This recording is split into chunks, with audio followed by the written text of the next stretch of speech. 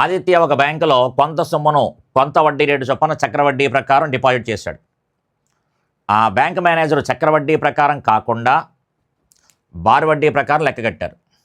దానివల్ల ఆదిత్యకి 2 సంవత్సరాలకి 20 రూపాయలు నష్టపోయాడు.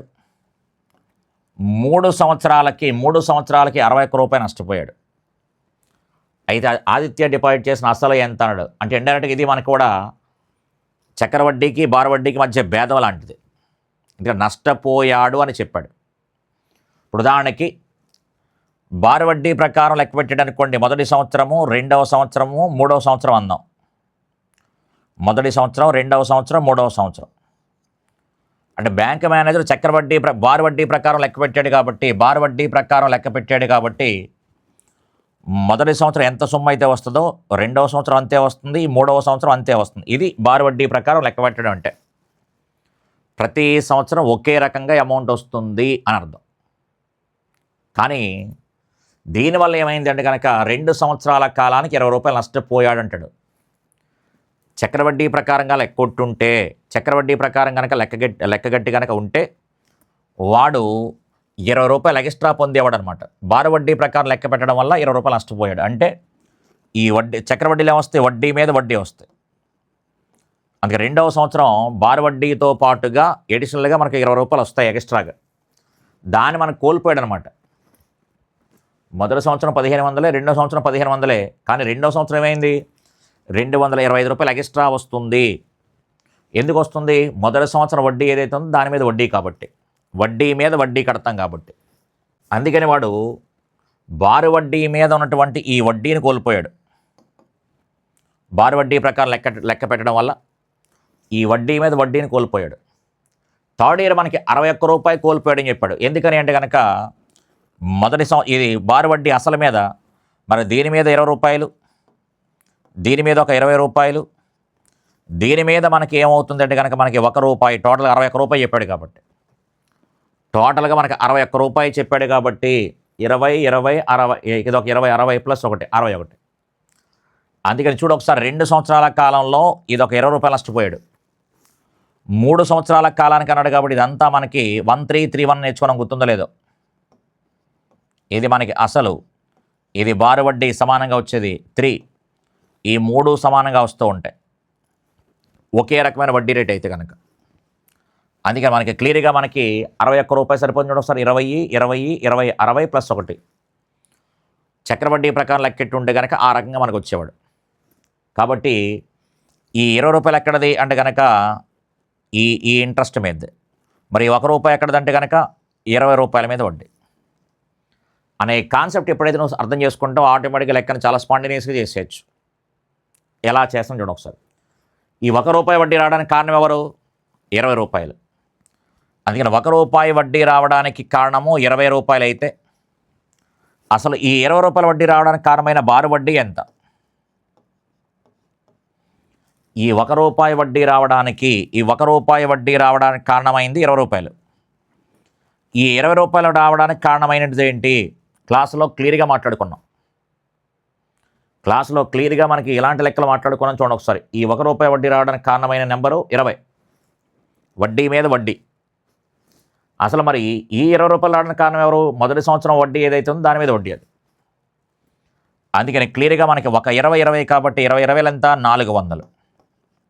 ఇదేంటిది, ఎస్ బారు వడ్డీ, మొదటి సంవత్సరం బారు వడ్డీ లేదా మొదటి సంవత్సరం చక్ర వడ్డీ. కానీ వాడు అడిగింది అది కాదు కదా, డిపాజిట్ చేసిన అసలు ఎంత అన్నాడు. అంటే ఈ బారు వడ్డీ ఏదైతే వచ్చిందో అసలు దేని మీద వచ్చింది, ప్రిన్సిపల్ వాల్యూ ఎంత అంటున్నాడు.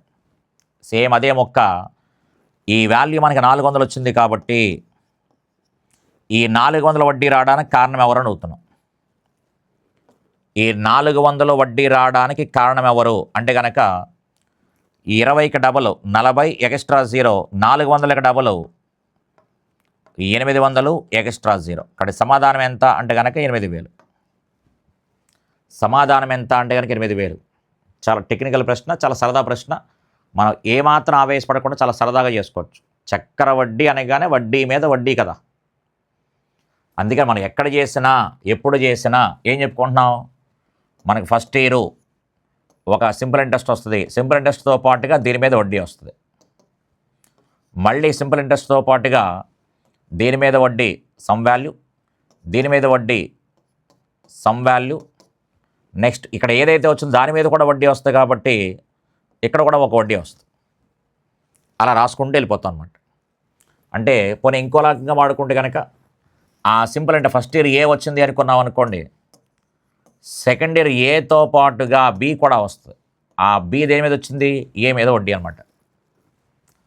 థర్డ్ ఇయర్ ఏ ప్లస్ బితో పాటుగా ఫస్ట్ ఇయర్ ఏదైతే ఉందో మనకి దీని మీద వడ్డీ బి అని రాసుకుంటాము, దీని మీద వడ్డీ సి అని రాసుకుంటాం.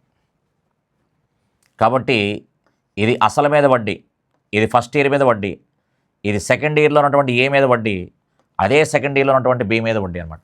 వడ్డీ మీద వడ్డీ, వడ్డీ మీద వడ్డీ కడతానే ఉంటాం. ఓకే అండి, క్లాస్లో డీటెయిల్ చేసుకున్నాము, జాగ్రత్తగా చూసుకున్నాం ఒకసారి.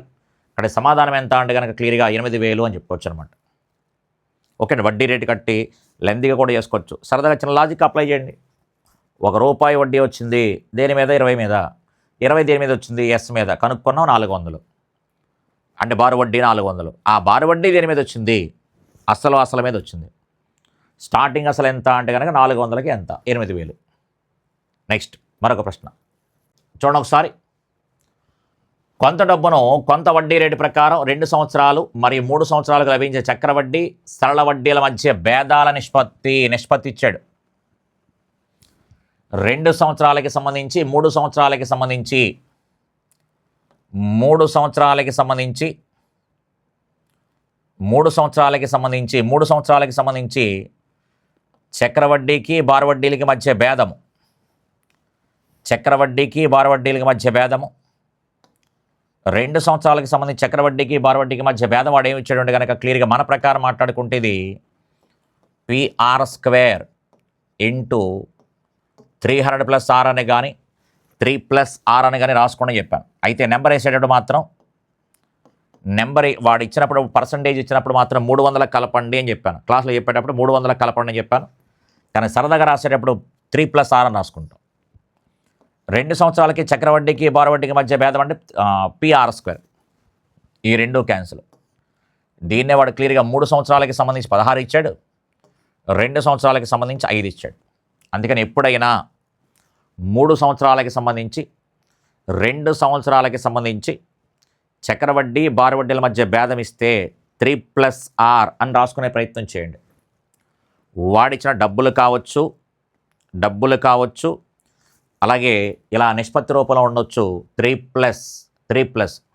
3 సంవత్సరాలకి సంబంధించినటువంటి భేదాన్ని 2 సంవత్సరాలకు సంబంధించినటువంటి భేదంతో భాగించినట్టయితే 3+ అని వస్తుంది. చూడండి ఒకసారి. 3 + 1/5 అప్పుడు 16/5 సరిపోతుంది. R అంటే కనుక ఎంత వచ్చింది ఇప్పుడు మనకి? 1/5. మరి 1/5 అంటే కనుక శాతం ఎంత? 20%. కాబట్టి సమాధానం ఎంత అంటే కనుక 20% అని చెప్పొచ్చు.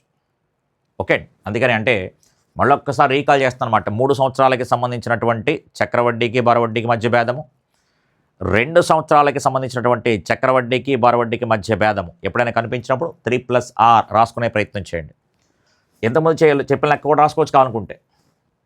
ఈ లెక్కన కూడా మనకి ఇది 2 సంవత్సరాలకి సంబంధించి చక్రవడ్డీకి బారు వడ్డీకి మధ్య భేదము నష్టపోయాడని చెప్పాడు కాబట్టి, అలాగే ఇది 3 సంవత్సరాలకి సంబంధించి చక్రవడ్డీకి బారు వడ్డీకి మధ్య భేదం కాబట్టి 61/20 అని రాసుకుంటే కనుక క్లియర్గా 3 + 1/20 అని అర్థం. ఇక్కడ 1/20 అనేది R కాబట్టి 1/20 అంటే కనుక శాతం ఎంత? 5% అవుతుంది. అంటే వడ్డీ రేటు 5% అని వచ్చింది కాబట్టి వడ్డీ రేటు 5% అని వచ్చింది కాబట్టి అక్కడి నుంచి మనం లెక్క చేసుకుంటూ వెళ్ళొచ్చు కావాలనుకుంటే. అంటే పర్సంటేజ్ కట్టుకోవాలనుకుంటే కనుక ఈ రకంగా కూడా చేసుకోవచ్చు అనమాట. ఆ 5% ఉపయోగించుకొని లెక్కని కంటిన్యూ చేసుకుంటూ వెళ్ళిపోవచ్చు. అయితే సింపుల్గా అయిపోయేదానికి మళ్ళీ మనం సాగు తీసుకోవడం ఎందుకని చెప్పేసి వదిలేసాం అంతే.